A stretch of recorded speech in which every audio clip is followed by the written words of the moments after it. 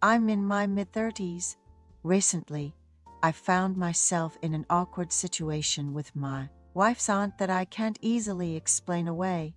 It was an unavoidable circumstance, but I won't make excuses for it. I'm a young father, raising a newborn baby. My wife's aunt lives in the countryside, tending to a small vegetable garden. My mother-in-law is the eldest of 9 siblings, and her sister, the aunt in question, is the youngest. I've heard she and my wife grew up together, almost like sisters. Not much age difference between them. The aunt has always been generous, giving us greens in the spring, cucumbers, melons, and watermelons in the summer, and green onions in the fall. However, I received word that a heavy rainstorm had caused significant damage to her area. Knowing how close she and my wife are, ignoring this situation would be a big disappointment to my wife, especially now when any help would be greatly appreciated. We were preparing to rush over to her place. My wife had given birth about a month ago and had just come home from the maternity clinic.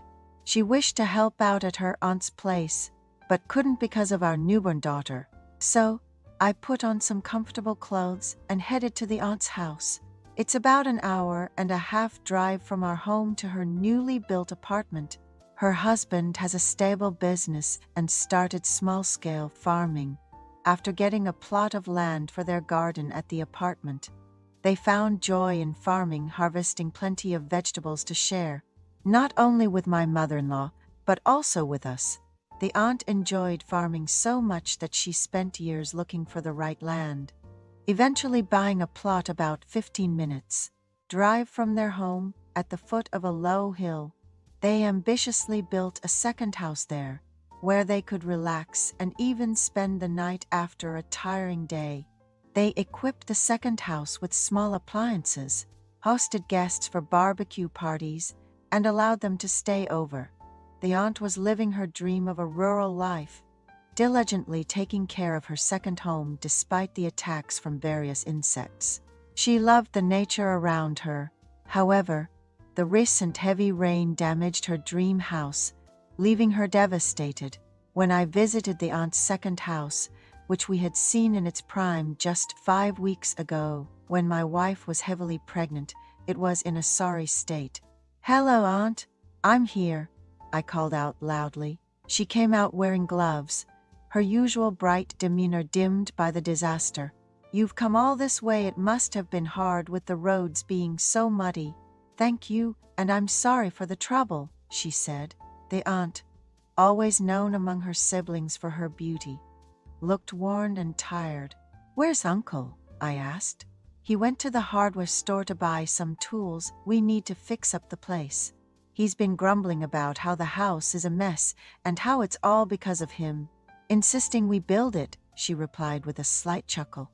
"Officially, they say he bought the land because he loved farming, but I know the truth. My uncle-in-law went to great lengths to build this house, primarily because of the aunt's beauty, which has caused him much distress over the years, wanting her to have a distraction in farming. They married young, and their child is now an adult. My aunt, who absolutely adores her only son, a college student, is living on his own in New York. My uncle, captivated by my young and beautiful aunt, ended up buying a farm on a whim, because she mentioned she had too much free time and wanted to take up farming. My aunt has always been known for her beauty and slim figure, often receiving compliments wherever she goes. Back when her son was younger, she used to make excuses to go out, drinking with her friends, and come home late.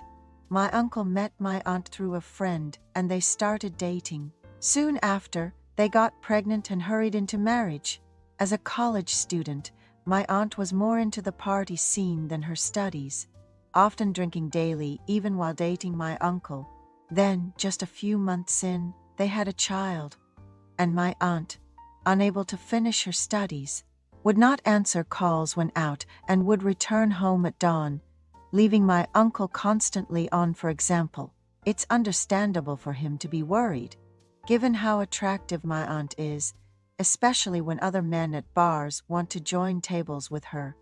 My aunt feels left out seeing her friends graduate, secure jobs, and wants to blow off some parenting stress. Sometimes, when my aunt comes home late, she'd call her mother-in-law, asking if she could stay over because she needed a break to hang out with her friends. Even during her nephew's exam periods, she would make plans to go out, despite most mothers helping their kids focus and study. Surprisingly, her nephew still managed to get into a good university, which makes my aunt quite the lucky woman. My uncle, fearing his beautiful wife might find someone else, started to pay more attention, but found nothing amiss. Seeing my aunt's newfound interest in gardening, he bought her land to cultivate her favorite vegetables, hoping it would keep her busy. My aunt started gardening, turning into a country lady overnight. When I arrived at her house, I helped clean up the cluttered kitchenware, fix the broken doors and drawers. I only planned to help briefly, but couldn't leave seeing the mess. My uncle didn't show up, and my aunt, frustrated, mentioned he ran into a friend and decided to drink and stay over since he couldn't drive. It felt like my aunt was getting back at him for the times she went out drinking when their son was young. By 7 p.m., it was getting dark, and I couldn't bring myself to leave my aunt alone. I called my wife, saying I couldn't make it home because of the unfinished work, and my aunt needing me. My wife was very appreciative of my helping my aunt. My aunt, feeling overwhelmed by being alone in her second house, thanked me for staying with her. My aunt's house has 3 bedrooms, but after the recent flood, only one remained undamaged. Water had seeped into the living room too, leaving behind a stubborn, unpleasant smell no matter how much we cleaned. The thought of having to share a room with my aunt made me wonder if this was really okay, but I couldn't bring myself to say anything about it. My aunt said, "Thank you for helping out today. I'll go take a shower first," and headed to the bathroom. The sound of running water somehow made my mind clearer. My aunt quickly finished her shower, and after taking a refreshing shower myself, I entered the room. She brought out some alcohol from the refrigerator. She regretted building her house at the base of a mountain, calling it a foolish decision. "Do you think I don't know what my husband wants? He built this house away from the city, thinking it would stop me from drinking or seeing my friends, but I've managed to avoid making a spectacle of myself. In our 20 years of marriage, even when men would approach us at bars, wanting to join our table, I've never done anything to betray my conscience. I truly just drank," she vented. She started to cry, saying she was married at a young age to the first man she met when she got pregnant, and how she lives in suspicion, despite not having been able to return to school and only having a high school diploma. She questioned if she and her husband were truly compatible.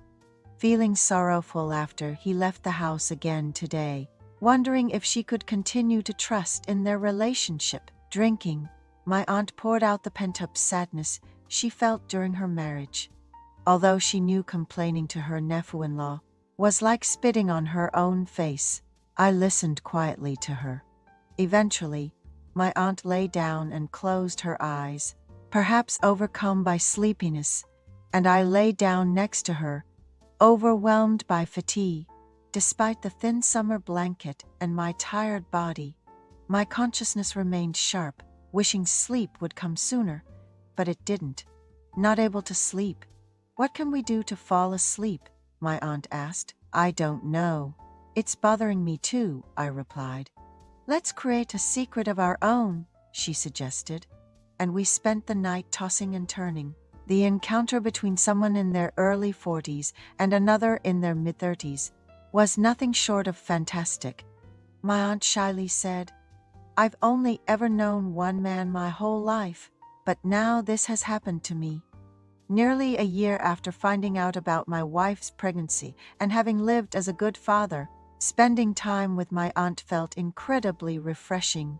The next day, despite the chaotic surroundings, My aunt lovingly prepared a meal. On the way home, after helping clean up, I told her, "Aunt, I'll visit again," and winked. My aunt continued to reach out to me afterward. Since we couldn't meet at the second house, we met on the outskirts. She jokingly said, "Emily is so lucky. Why would she leave such a healthy husband? Feeling lonely? Thanks to her, I'm living the good life, haha," praising my health while implying she wanted to see me again, though I felt sorry for my wife. Hearing my aunt's compliments made me want to spend more thrilling moments with her, as long as we weren't caught.